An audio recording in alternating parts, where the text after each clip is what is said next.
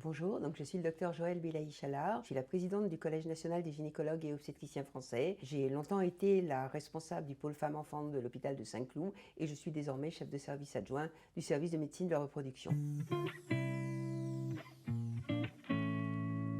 La loi de bioéthique est une formidable avancée sociétale avec 3 avancées. Bien sûr, la prise en charge des couples de femmes et des femmes seules, mais surtout l'autorisation enfin en France de l'autoconservation ovocytaire. Et la dernière avancée, bien sûr, la levée de l'anonymat. On sait que c'est devenu de plus en plus compliqué pour les jeunes femmes de trouver des conjoints parce que l'émancipation des femmes a des conséquences inattendues. Le fait qu'elles soient plus éduquées, qu'elles gagnent plus d'argent que les hommes, etc., fait qu'un certain nombre de filles qui sont vraiment superbes n'arrivent pas à trouver de conjoint. Et dans les femmes seules qu'on voit arriver, moi je les interroge souvent, soit en consultation, soit au moment de l'insémination ou au moment du transfert d'embryon, et la réponse dans plus de 90% d'entre elles, c'est « Vous savez, docteur, j'aurais bien voulu faire un enfant avec un conjoint ou une conjointe parfois, sauf que je ne l'ai pas trouvé.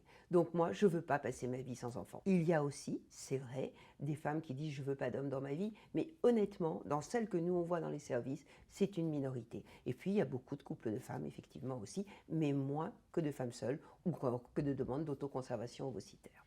Pour les couples de femmes et les femmes seules, elles consultent leur gynéco, les centres d'AMP, moi je représente plutôt les centres d'AMP, on est 104 centres en France, mais elles ont besoin de passer par un centre de don de sperme. En France, seuls les sécos, qui sont 33 désormais, peuvent délivrer la fameuse paillette, et c'est là qu'est le frein principal. Les sécos font ce qu'ils peuvent, mais il y a un délai d'attente faramineux. Actuellement, pour le premier rendez-vous en Ile-de-France, il faut attendre 14 mois. Et ensuite, pour avoir une paillette, 6 mois de plus. Il faudrait trouver des solutions. Lesquelles? Faire des campagnes pour qu'il y ait plus d'hommes qui donnent du sperme? Oui, je ne suis pas sûre que ça suffise.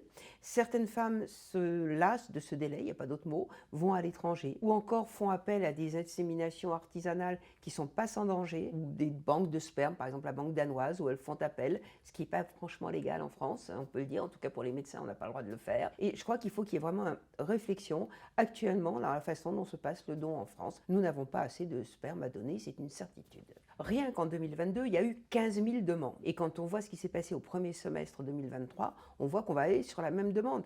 Plus de 15 000 demandes. Il n'y a pas 10% de femmes qui sont satisfaites. Mais la situation est encore pire, honnêtement, enfin encore pire. Non, du même acabit, je veux dire, pour la demande d'autoconservation ovocytaire. L'autoconservation, c'est une vraie révolution. Nous sommes le seul pays au monde où c'est là cette préservation de la fertilité sans indication médicale et prise en charge à 100%. Mais on paye très cher ce 100%.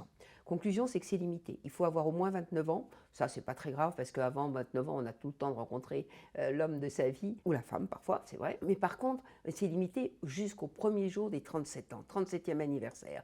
Et ça, c'est une limite très stricte. Alors, que font les femmes qui ont plus de 37 ans? Elles vont en Espagne, elles payent, et moi je prêche pour que, et on est nombreux professionnels à se dire, on aurait préféré qu'en France, ce soit peut-être pas pris en charge à 100%. Peut-être que les femmes payent un petit quelque chose, mais en tout cas que celles qui veulent le faire après 37 ans, où le taux de succès est moindre, hein, c'est sûr, puissent le faire en payant plutôt que d'aller à l'étranger. Et puis surtout, il n'y a pas assez de centres autorisés. Il y a 104 centres d'autorisés en France à faire de l'assistance médicale à la procréation. Il y en avait seulement 41 qui avaient le droit de faire de l'autoconservation. On vient d'avoir 3 nouveaux en Ile-de-France, ça fait 44.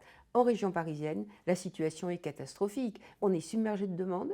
Les femmes de 35 ou 36 ans sont refusées dans certains centres parisiens alors qu'elles ont le droit dans la loi, mais refusées parce qu'ils sont honnêtes, ces centres. Ils disent « Nous, on ne vous prendra pas avant votre 37e anniversaire, donc on n'aura pas le droit de vous prendre. » Et je voudrais juste tordre le cou à une idée préconçue. On nous dit toujours « Ouais, mais c'est les femmes qui vont faire carrière, hein, c'est parce qu'elles n'ont pas le temps de s'occuper de leurs enfants et elles disent « Je ferai ma grossesse plus tard. » Ça existe, ce profil. On le voit dans 1 ou 2% des cas. Mais la majorité des cas, c'est quoi? C'est la jeune femme qui dit « Mais moi, j'ai passé 10 ans de ma vie avec ce monsieur, puis il m'a laissé tomber. » C'est celle qui dit « Mais moi, je voudrais bien trouver, mais je ne trouve pas. » Et dès que je parle enfant, le type se barre en courant. Donc, c'est une possibilité de préserver sa fertilité. C'est un plus, c'est un droit des femmes, mais vraiment, aidez-nous, tout le gouvernement et tous les journalistes, à ce que ce droit il soit réel et pas seulement une porte entrouverte.